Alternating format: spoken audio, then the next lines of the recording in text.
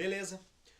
Já falei do contexto histórico do conflito lá no Oriente Médio, especificamente em Israel. Agora nós vamos para a segunda parte, ou seja, o segundo round de Israel e palestinos, ok? Então, mete ficha aí.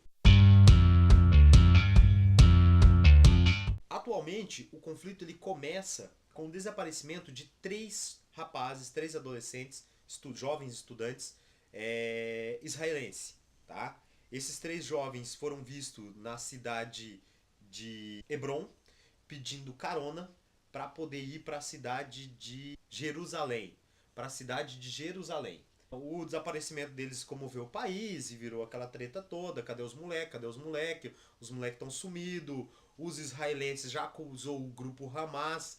O que é o grupo Hamas, professor? Não sei. O grupo Hamas é uma sigla para, deixa eu ler aqui, Hakat al-Islam, tá?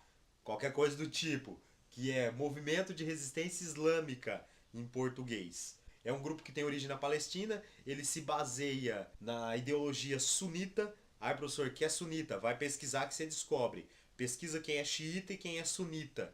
Mas um deles taca pedra, outro deles taca bomba. Descobre qual dos dois taca o quê, tá?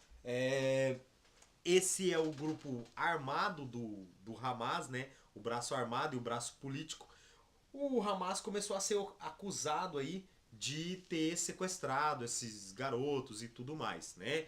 Depois de 18 dias de busca, encontraram os moleque no território do Hamas, no território da faixa de Gaza. Aí, meu amigo, aí o pau comeu. Porque o que que fizeram? Matou três moleque inocente? Vamos matar um monte agora para resolver o problema. Mais ou menos aquilo que o Cauê fala no vídeo dele. Ele tem um vídeo muito bom, mas ignore os palavrões, sobre o conflito entre Israel, né, o conflito israelense ali. Os corpos foram encontrados com marcas de tiros, com marca de tortura, né? E aí após essa morte desses três garotos, um dia após, o corpo de um adolescente palestino, tá? O conflito é entre Israel e a Palestina, faixa de Gaza, foi encontrado com sinais de tortura e morto dentro do território de Israel. Aí, o que que o Hamas faz? O que o Hamas sabe fazer: tacar bomba em Israel. E aí, a partir disso, se desencadeou um conflito bélico violento, tá? Uma série de incursões militares de Israel dentro da faixa de Gaza e uma articulação tremenda ali militar, para capturar os militantes ali do Hamas, que foram os responsáveis pela morte desse garoto israelense. Então, assim, por causa de três garotos inicialmente mortos, obviamente uma vida humana não deve ser deixada passar, ainda mais a vida de um jovem, mas não é motivo para tirar a vida de um monte agora. Então o início do conflito se dá com a morte desses três jovens israelenses encontrados morto dentro da faixa de Gaza, e posteriormente no outro dia um garoto palestino, habitante da faixa de Gaza, morto dentro do território de Israel, com marcas de tortura. Então, nitidamente aí uma vingança, né? Vocês mataram três de um lado, então a gente mata um do outro lado. E isso desencadeou uma série de atentados. Qual que é a vantagem de Israel? O que que Israel tem de vantagem do ponto de vista militar? Além de um exército altamente treinado, o exército israelense, o serviço militar é obrigatório para homens por 3 anos e para mulheres por 2 anos. Então, se você é habitante de Israel, não interessa se você é homem ou se é mulher, você serve ao exército. E depois que você é dispensado do exército, do serviço militar, você fica ainda obrigado a fazer treinamentos militares enquanto estiver dentro do território de Israel, uma vez a cada ano até os 41 anos. Então você vai ser um cara mais Chuck Norris aí do exército, né? Por conta desse treinamento militar aí massivo que existe dentro do exército de Israel. Então essa morte provoca uma série de retaliações a essas mortes, né?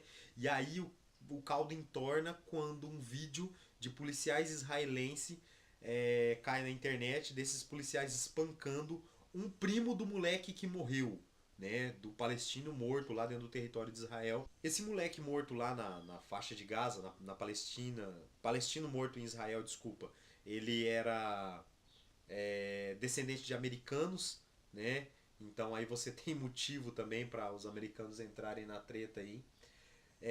Desde então, mais de 1.800 ataques foram feitos de Israel para a faixa de Gaza e agora a incursão por terra. Agora há pouco eu li uma notícia que teve um ataque de Israel a uma escola onde tinha refugiados, tá? Onde tinha crianças, civis.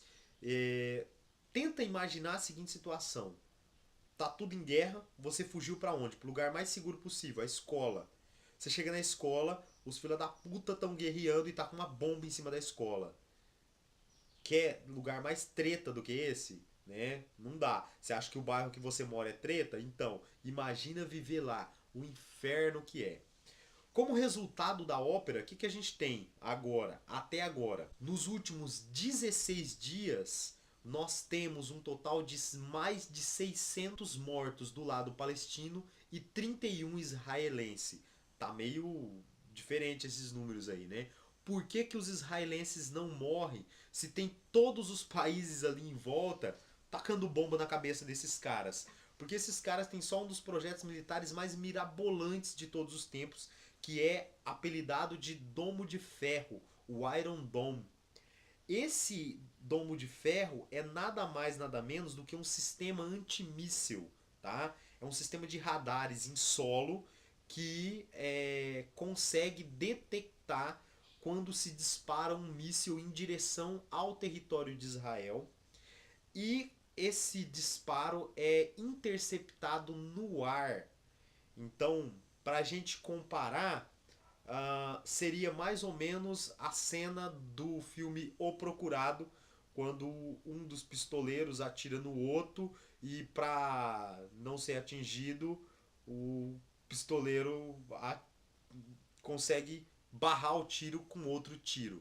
É como se alguém sacasse uma arma, atirasse em você e você, para se defender, sacasse uma arma e atirasse na bala que está vindo em sua direção, tá? É exatamente isso que o sistema antimíssil faz, o sistema antimíssil de Israel. Ele consegue detectar o alvo aí em movimento. Não é um sistema automático, tá? Não é uma máquina que faz isso. Não é só a máquina que faz isso.